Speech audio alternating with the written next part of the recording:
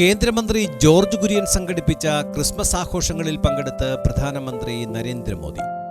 George കുര്യന്റെ ഔദ്യോഗിക വസതിയിലൊരുക്കിയ Christmas ആഘോഷങ്ങളിൽ കർദിനാൾ Mar George Alencherry മുഖ്യ അതിഥിയായി പങ്കെടുത്തു. പുൽക്കൂടും ക്രിസ്മസ് ട്രീയുമെല്ലാം ആഘോഷത്തിന് മാറ്റുകൂട്ടി. പുൽക്കൂടിനു മുന്നിലെ മെഴുകുതിരി പ്രധാനമന്ത്രി തെളിയിച്ച് ആഘോഷങ്ങൾക്ക് തുടക്കം കുറിച്ചു.